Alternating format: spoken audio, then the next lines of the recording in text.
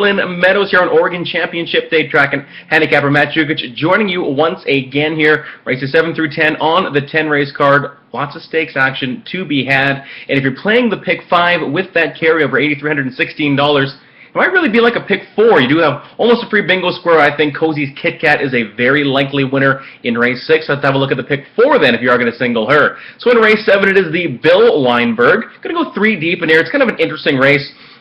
With some shippers up from Golden Gate before Bad Rock Canyon. Still a maiden, but has been arguably taking on tougher fields. You can see he was last seen for 8,000, been in for 20, 12.5. So he's been close only on one occasion. He's had some other minor awards so far, so he'd like to finish amongst the horses here. Will he be the favorite? Is he worth that lower price? I don't think he's anywhere near a single in here. Would I be surprised if he ran off the page and won this one? Absolutely not. But would I be surprised if he finished third and it was bet down to 6-5 or something like that? Wouldn't be surprised with that either. So I think it's a horse you have to use. I don't think it's a horse you want to single. I'm also going to throw in the one Gilly Gone. Going to give that one a pass for that last race. Really couldn't find any excuse other than being wide and then being eased.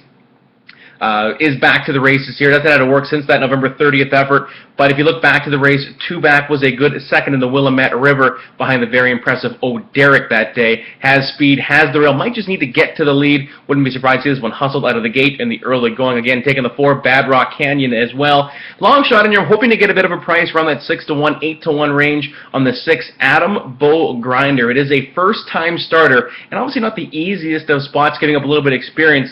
But this family has been very good with horses early in their career. The mom was second in the debut. We've seen some brothers win and run second as well. So I think Adam Bo Grinder off some decent works could surprise at a bit of a price here to kick off the Pick 4. In race number 8, going to go 2 deep, 3 and 6. That's Jack the Pirate as well as the 6, Carl Command. I think Carl Command is the horse to beat in here. There's not a whole lot of speed to chase him. If this was going a mile or more, I think Jack the Pirate would be the horse to beat. Cutting back to a sprint, I don't think this is his game. His best races have come going that mile distance or further. He does have a win sprinting in the past. Don't know what he beat in the Tom 2 as a 3-year-old last year. You can see Captain Not So Sober in there, Instinctive Bold. Obviously will be a much tougher task. You look at Carl Command, a very convincing win last time out for $10,000. A lot of his other horses have been in non-1, non-2, non-3 land, so this will be a big jump up for them. Carl Command, a proven commodity with the open claimers, which is a much, much tougher condition. The big question mark in here is the 5, Midas Gold Touch. You use them or you don't use them. I didn't use him. I haven't liked his 6-year-old year so far. He is a 2-time defending champ of this race. I think he gets beat here as well. Just hasn't been the same since he made it back to the racetrack here in the fall with some big defeats. Was second to Direct Cost, who we do see later in the card, but I do think Midas Gold Touch might have seen better days. Carl Command and Jack the Pirate for me. In the race number 9, going to go 2 deep again, 2 and 6. The 2, Maddie's Gold, was a good-looking winner in the Weinberg last year on Oregon Championship Day before winning the Portland Meadows Derby by convincing 6 1/4 lengths. He's taken on some very, very tough challenges late in his 3-year-old year.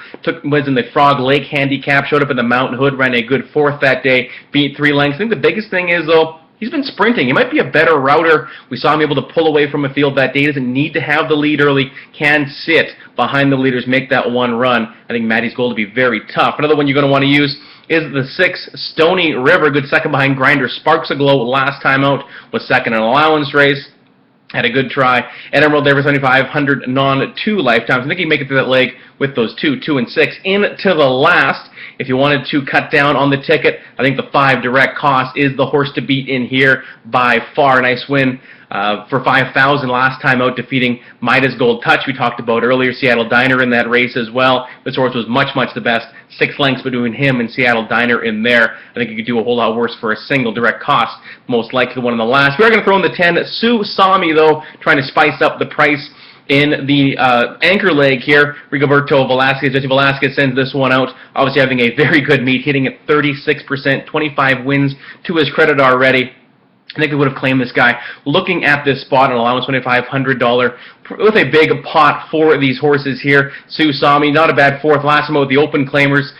We'll have to work out a trip from the outside. That will be the big concern. But Jesse bringing it back off a layoff, hitting at 34%. Obviously, high marks in every category for the Velasquez barn. So the Pick 4 looks like this. 1, 4, and 6 with 3 and 6 with 2 and 6 with 5 and 10. That's the Pick 4 here at Oregon Championship Day. Good luck.